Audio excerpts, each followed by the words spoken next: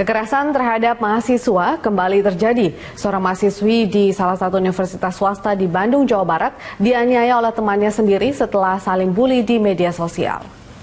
Mahasiswi semester pertama itu dianiaya di sebuah hotel di kawasan Jalan Soekarno-Hatta, Bandung dan disekap selama beberapa jam. Peristiwa terjadi karena teman korban merasa sakit hati setelah sering dibully di media sosial Instagram. Bersama teman-teman lainnya, mereka menyekap dan menganiaya korban di sebuah hotel. Korban pun langsung melaporkan kejadian penganiayaan ke Polsek Buah Batu. Dan tidak butuh waktu lama, polisi langsung menangkap 4 pelaku penganiayaan. Kasat Reskrim Polrestabes Bandung, Yoris Maulana mengatakan 2 orang pelaku masih ada yang di bawah umur dan akan dititipkan di lapas anak. Sementara 2 pelaku lainnya sudah ditahan di Polrestabes Bandung. Sebetulnya antara korban dengan para pelaku ini masih satu kelompok permainan, teman-teman, masih sama-sama teman. Akan tetapi mungkin ini dampak buruk dari penggunaan Instagram dan lain juga dengan perangkat media sosial. Di sini pihak tersangka ini sangat marah karena korban follow Instagramnya dan korban menjelek-jelekan si pacarnya dan juga menjelek-jelekan korban bahwa korban ini gadun, main sama dan tidak baik. Di situ akhirnya tersangka merasa marah sehingga terjadilah kejadian tersebut. Korban mahasiswa? Ya, korban mahasiswi sebuah perguruan tinggi dan juga tersangka juga mahasiswi. Demikian, untuk tersangka saat ini ada 4 orang, 2 kita tahan di sini di Polrestabes, yang 2 lagi kita titipkan di lapas anak karena memang masih berusia 17 tahun. Demikian news update, kami akan kembali 1 jam mendatang. Pasca kejadian mahasiswa tewas usai mengikuti diklat Mapala Universitas Islam Indonesia Yogyakarta, Menristek Muhammad Nasir melarang segala bentuk kekerasan dan bully di dalam kampus. Jika terbukti melakukan kekerasan fisik, psikis maupun verbal, tak hanya mahasiswa yang menerima sanksi, namun pihak manajemen ataupun kampus juga harus bertanggung jawab. Hal itu disampaikan Menristek Dikti Muhammad Nasir saat melakukan kunjungan di Universitas Negeri Semarang pada Jumat siang. Peraturan Menteri Pendidikan Tinggi yang digunakan selama ini dianggap belum membawa dampak langsung terhadap aksi kekerasan. Untuk mencegah terjadinya kekerasan kembali, Kementerian Riset, Teknologi, dan Perguruan Tinggi akan berkoordinasi dengan kementerian lain. Jika masih terbukti melakukan kekerasan fisik, psikis maupun verbal, maka yang bersangkutan dan pihak kampus akan mendapatkan sanksi tegas. Salam sejahtera bagi kita semua. Semua bullying, semua kekerasan bentuk verbal, fisik maupun psikis dilarang. Ya. Udah harus bersih hal. Tidak boleh lagi ada kekerasan dalam kampus. Jadi tidak boleh melakukan bullying lagi, tidak boleh melakukan kekerasan bersifat verbal, fisik maupun psikis. Itu semua harus kita larang. Kan dulu memang sanksi selalu diberikan kepada mahasiswa. Sekarang kampus atau manajemen harus bertanggung jawab terhadap ini. Pemirsa, dugaan penganiayaan warga desa Madaprama, Dompu, Nusa Tenggara Barat oleh sejumlah oknum polisi berbuntut panjang. Keluarga korban yang tidak terima melakukan bakar ban di jalan antar desa.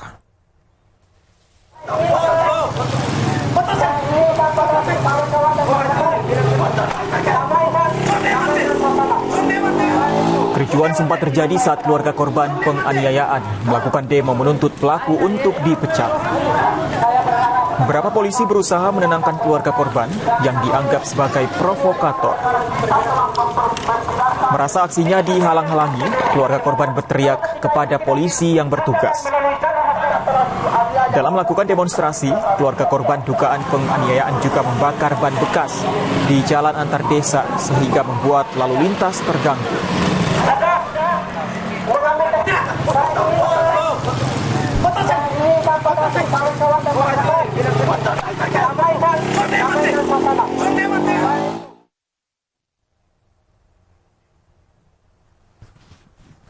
Beginilah kondisi Supardin, warga desa Madaprama yang harus menggunakan kursi roda karena dikeroyok oleh sejumlah anggota polisi Polres Dompu. Korban dibawa ke Rumah Sakit Umum Dompu karena mengalami luka memar di bagian muka, hidung, dan sekujur tubuh. Sejumlah anggota polisi mengawal korban hingga masuk ke dalam ruang perawatan. Keluarga korban yang tidak terima atas aksi pemukulan yang dilakukan sejumlah oknum polisi mendatangi Rumah Sakit Umum Dompu. Mereka menuntut agar pelaku pengeroyokan dicopot dari jabatannya.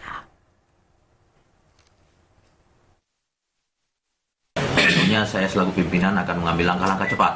Ya, hari ini juga kita akan lakukan pemeriksaan terhadap oknum-oknum yang melakukan kekerasan terhadap masyarakat tersebut. Teman dari itulah yang kita sesalkan. Jadi awal kejadian tersebut ada seorang warga yang datang ke kantor polisi dengan keadaan marah-marah, dengan bentuk intimidasi kepada petugas, penyidik. Padahal perkara tersebut adalah ranah pengadilan sebenarnya dengan jaksa penuntut umum yang akan melaksanakan eksekusi terhadap orang tersebut karena perkaranya sudah ingkrah. Penyidik Polda Jawa Barat hari ini kembali melakukan gelar perkara kasus penghinaan Pancasila yang melibatkan Rizik Syihab. Kuat dugaan polisi akan meningkatkan status tersangka kepada pimpinan Ormas FPI.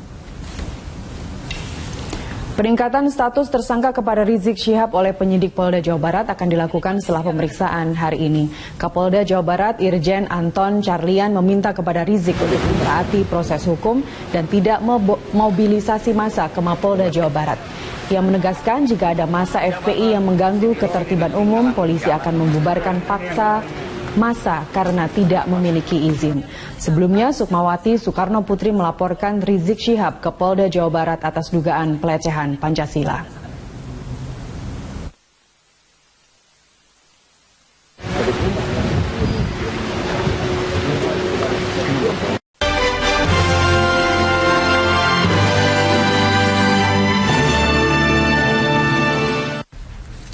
Progres pembangunan lokasi binaan di Blok C Pasar Minggu, Jakarta Selatan sudah mencapai 90%. Nantinya lokasi binaan Blok C akan digunakan untuk berjualan khusus pedagang kuliner. Dan berikut laporan reporter Cikal Multazam dan juru kamera Edward. Ya, progres pembangunan dari lokal binaan Blok C Pasar Minggu ini sudah mencapai 90%. Artinya sudah dalam tahap penyelesaian atau finishing. Kami pun melihat di sini bekerja dari Senin hingga hari Minggu guna mengejar waktu target penyelesaian lokal binaan di Blok C ini sampai akhir Januari atau awal Februari 2017. Sebagai perbandingan, tak jauh dari lokal binaan Blok C ini kami melihat ada lokal binaan Blok B yang sudah terisi sebelumnya, di mana ada penjual khusus buah-buahan di sini yang sudah menepati dagangannya masing-masing dan juga transaksi jual beli juga sudah mulai ramai. Namun yang kami lihat sampah-sampah berserakan dan membuat lokasi lokal binaan ini cukup berantakan. Ini harus menjadi evaluasi bagi pihak terkait agar nantinya di binaan lokal Blok C ini tidak mengalami hal serupa seperti lokal binaan di Blok B. Dan apalagi jika mengingat bahwa lokbin atau lokal binaan di Blok C ini akan dikhususkan untuk para pedagang kuliner, baik itu makanan maupun minuman. Satu lagi kendala yang kami lihat di sini adalah tak jauh dari lokasi lokbin ini ada tempat pembuangan sampah. Ini tentunya mengganggu bagi para pedagang kuliner dan tentunya sebelum nantinya lokal binaan Blok C ini rampung, perlu adanya evaluasi tersendiri dari pihak terkait. Kita sama-sama berharap bahwa upaya yang dilakukan oleh Pemprov DKI Jakarta untuk meningkatkan kualitas pasar, kemudian meningkatkan kenyamanan dan juga keamanan bagi para warga ini dapat benar-benar terwujud, setidaknya dapat dievaluasikan atau terrefleksi dari pembangunan lokal binaan di Blok C Pasar Minggu ini. Cikal Multazam, Edward AR, Berita 1, Jakarta. Wali Kota Bandung Ridwan Kamil menyatakan pemerintah Kota Bandung dalam 5 tahun sudah mengeluarkan 300 izin pembangunan rumah ibadah non-muslim. Artinya dalam setahun 60 izin pendirian rumah ibadah non-muslim diberikan. Ridwan Kamil menyatakan dirinya siap memberikan pelayanan yang merata bagi seluruh warga Bandung tanpa memandang latar belakang agama dan kehidupan sosial. Pernyataan Ridwan Kamil disampaikan saat menghadiri Natal Pemuda-Pemudi Kristen Bandung Raya.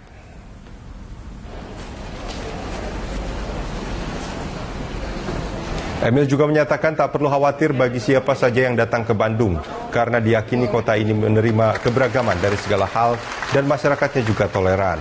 Meski sempat terjadi penghentian ibadat KKR Natal oleh ormas masyarakat pada 6 Desember, namun Emil kembali menegaskan itu terjadi karena oknum tertentu yang tidak merepresentasikan warga Bandung.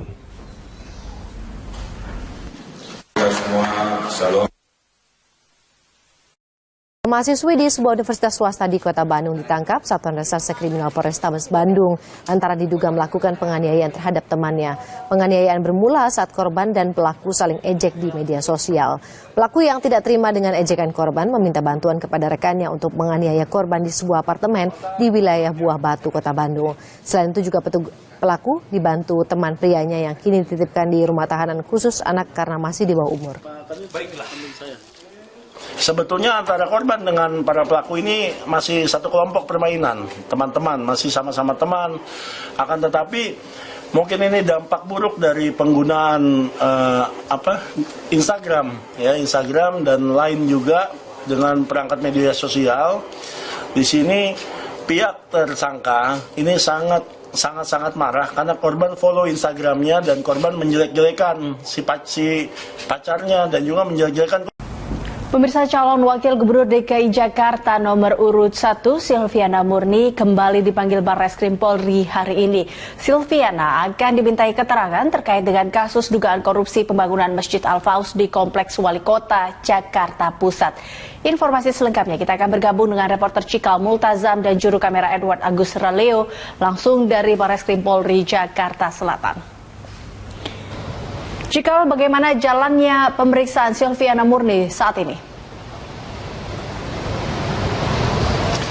Ya, Eliza, saat ini pemeriksaan terhadap Silviana Murni masih berlangsung. Silviana tadi datang di gedung Barreskrim, tepatnya Direktorat Tindak Pidana Korupsi di gedung Ombudsman RI ini sekitar pukul 9. Tadi Silviana didampingi oleh sejumlah orang, namun tidak memberikan pernyataan apapun kepada media ketika tadi kami mencoba mencecar beberapa pertanyaan terkait apa fokus dari pemeriksaannya kali ini, kemudian dokumen-dokumen apa yang ia bawa terkait dengan dugaan kasus korupsi dalam pembangunan Masjid Al-Faus di Komplek Wali Kota Jakarta Pusat. Dan ini Silviana memang menjadi salah satu yang difokuskan oleh pihak Direktorat Tindak Pidana Korupsi Barreskrim Polri karena pembangunan dari masjid ini dilakukan ketika Silviana tengah menjabat sebagai Wali Kota Jakarta Pusat. Dan dari informasi yang kami dapatkan beberapa waktu yang lalu, penyidik dari Barreskrim ini sempat mendatangi Masjid Al-Faus karena diduga anggaran yang telah dikeluarkan dari APBD sebesar 27 miliar ini tidak sesuai spesifikasinya dengan kontrak oleh beberapa pemegang proyek. Dan Barreskrim sempat memeriksa dan bahkan sempat membongkar gedung atau tiang di masjid tersebut untuk memastikan bahwa memang ada unsur tindakan korupsi dari tindakan ini. Dan sebelumnya kasus ini telah ditingkatkan statusnya dari penyelidikan ke penyidikan karena dari pihak kepolisian telah menemukan beberapa bukti yang cukup untuk meningkatkan kasus ini. Nantinya Silviana dari informasi yang kami dapatkan akan ditanya seputar keputusannya dan juga kebijakannya mengenai tanda tangan proyek dari pembangunan Masjid Al-Faus ini karena dia tengah menjabat meskipun pada saat tanda tangan kontrak dari pengerjaan Masjid Al-Faus ini ia tengah mengikuti pelatihan di Lemhanas dan ditandatangani oleh pejabat sementara di Wali Kota Jakarta Pusat. Dan ini yang akan ditanyakan terkait dengan spesifikasi dari bahan dari bangunan masjid tersebut dengan nilai proyek. Dan juga pada tahun 2010 setelah dana itu dikeluarkan ada dana tambahan sekitar 5,6 miliar. Ini juga yang akan ditanyakan oleh pihak penyidik kemanakah anggaran 5,6 miliar yang telah digelontorkan. Kami, Eliza, di sini masih menunggu jalannya pemeriksaan dan terkait tentunya pernyataan langsung yang disampaikan oleh Silviana Murni terkait dengan pemeriksaannya hari ini. Eliza. Iya, Cikal, lalu sudah berapa saksikah yang diperiksa dan apakah sudah ada tersangka dalam kasus dugaan korupsi pembangunan Masjid Al-Faus ini? Iya, Eliza, meskipun sampai dengan saat ini pihak Barreskrim belum menetapkan satupun tersangka dalam kasus ini, namun sudah ada 20 saksi yang dipanggil. Dan yang menjadi sorotan tentu saja pemanggilan dari Sekda DKI Jakarta yakni Saifullah.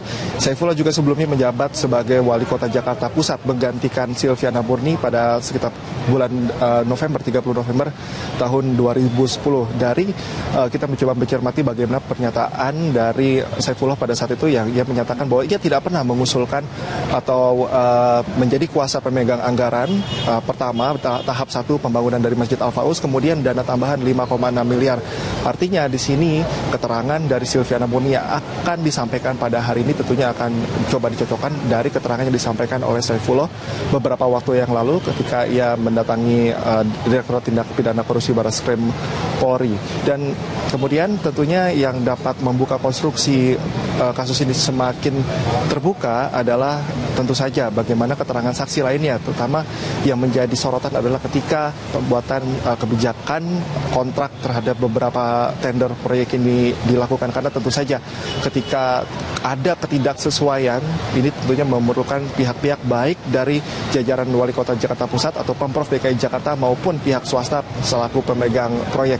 Dan Elisa, perlu diketahui juga bahwa Silviana Murni tidak hanya sekali saja atau pada hari ini saja mendatangi Barreskrim Polri, tapi sebelumnya ia juga pernah dipanggil terkait kasus berbeda. Dan kasus dugaan tindakan pidana korupsi ini adalah ketika ia menjabat sebagai Ketua Kuartir Daerah Pramuka DKI Jakarta pada tahun 2014-2015. Di sini ada dugaan tindakan pidana korupsi juga dari sebelumnya diketahui adalah penyalahgunaan dana hibah, tapi ia sempat berklarifikasi hal tersebut bahwa ini adalah dana hibah sebetulnya yang juga ditandatangani oleh Gubernur DKI Jakarta pada saat itu, yakni Joko Widodo. Ia pun mengklaim bahwa tidak ada tindakan korupsi di sana, dan dari anggaran 6,8 miliar yang dianggarkan oleh APBD, ia telah mengembalikan dana sebesar 35 juta pada tahap 1 dan juga 801 juta pada tahap kedua. Ia pun mengaku sudah ada audit dari independen dan memastikan tidak ada penyelewengan dana apapun dalam kasus ini. Dan tentunya dua kasus tadi yang diduga juga menjerat Silviana ini masih dalam tahap penyidikan dari kepolisian, terutama pada saat ini Barreskrim Polri juga menggandeng BPK dan berkoordinasi untuk melakukan audit secara terperinci mengenai dua kasus tersebut.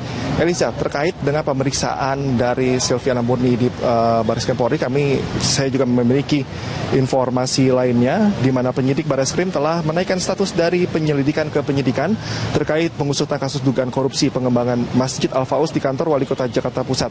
Kendati demikian, belum ada tersangka dalam kasus ini. Kepala Subdirektorat 1 Tindak Pidana Korupsi Kombes Pol Adi Derian mengatakan hingga saat ini penyidik Barreskrim telah memeriksa lebih dari 20 orang saksi, termasuk diantaranya Sekretaris Daerah DKI Jakarta Saifullah. Kepala Barreskrim Polri Komjen Aridono Sukmanto sebelumnya mengatakan penyelidik menemukan indikasi awal adanya penyimpangan dalam pembangunan Masjid Al-Faus. Diduga adanya kerugian negara akibat ketidaksesuaian spesifikasi saat kontrak dengan saat sudah dibangun. Pembangunan masjid dilakukan ketika kepemimpinan Silviana Murni sebagai Wali Kota Jakarta Pusat.